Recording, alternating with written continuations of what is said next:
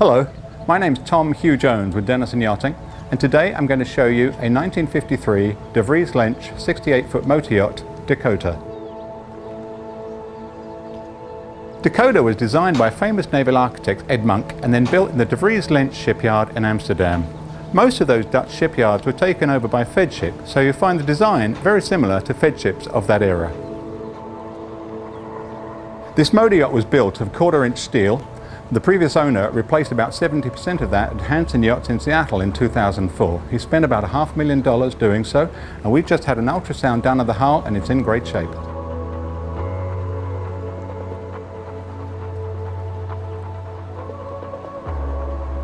The boat has 2 anchors, and then up on the bow here you'll see this horizontal windlass that'll haul up 300 feet of chain on each side.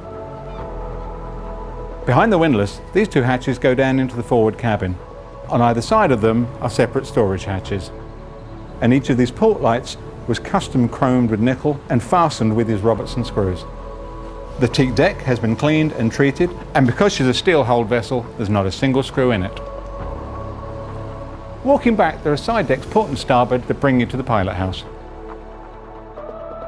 After the hull refit was completed in 2004, the boat was then purchased in 2005 by famous Malibu interior designer Michael Lee. He then spent another $1 million on a complete refurbishment. The most notable part of the refit was an extension of the Flybridge, which then opened up all this space below for the Salon. The Salon has L-shaped seating for 6 on the port side and beautiful teak throughout. It's the work of a fine shipwright.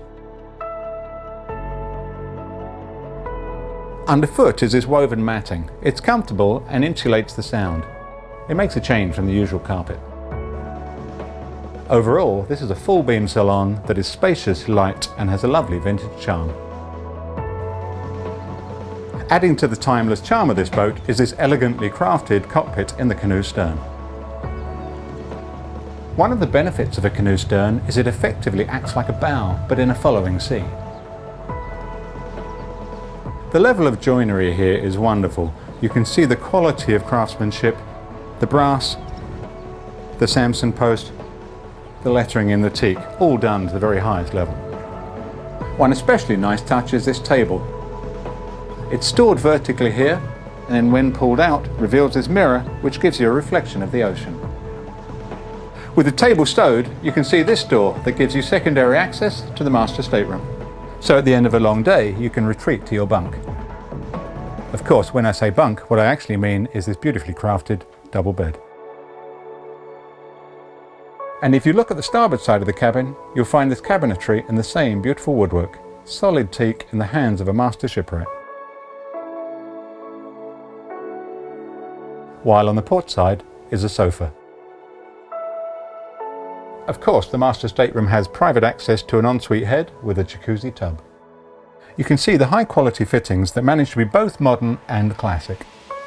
Forward is a second head with a separate shower stall. Over to starboard is this guest cabin, which will be a great space for an Irish wolfhound or a salty sea dog. Coming up from the lower deck brings you into this cabin, which could be used as a dining room or an office.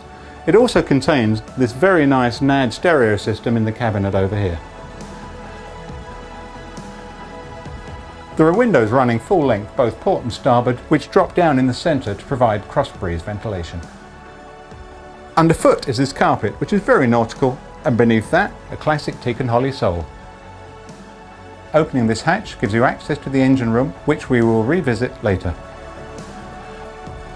Forward of the dining cabin is the ship's galley, which is fully equipped with its Viking range, Miele dishwasher, and 2 sub-zero fridge freezers. It also has a sofa on the port side, so you can keep the chef company, and plenty of storage in these cabinets. There is also a Splendide washer-dryer. Finally, in the very bow of the boat is this third stateroom with 2 guest berths. This is not actually a steam room, it's another head, which is currently being used for storage. Coming back to the upper deck brings you to the pilot house, which has been re-equipped, but at heart remains as it did in 1953. At the centre is this original ship's wheel, solid wooden brass. On the starboard side of the helm you have the throttles and transmission, side power bow thruster and a Simrad autopilot. Flanking the wheel are these traditional engine stop-start buttons. Above the wheel is this handle to rotate the spotlight. On the port side is a Raymarine 120 and these two traditional chart tables.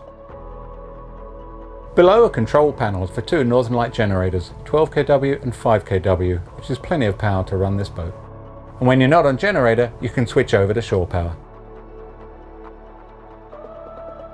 Dakota is powered by a pair of Detroit diesel 671 natural engines that were both rebuilt in 2005 as part of the restoration.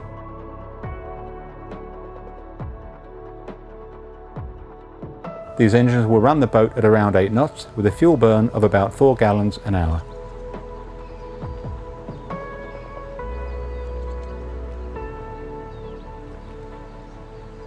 On the starboard side of the pilot house, this ladder takes you up to the Flybridge. Up here you can appreciate the extra space the extended bridge provides. It's uncovered for now, but there is a frame for a bimini should you desire one.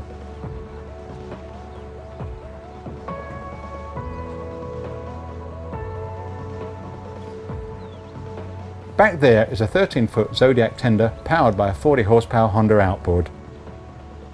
And notice there are davits both port and starboard, so it's easy to launch on either side. A couple of other points to note: we hauled Dakota out for bottom paint in May 2019 and had a survey done at the same time. It shows she's in great shape for a classic yacht.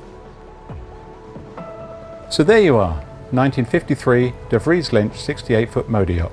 Steel hull, classic lines, vintage beauty.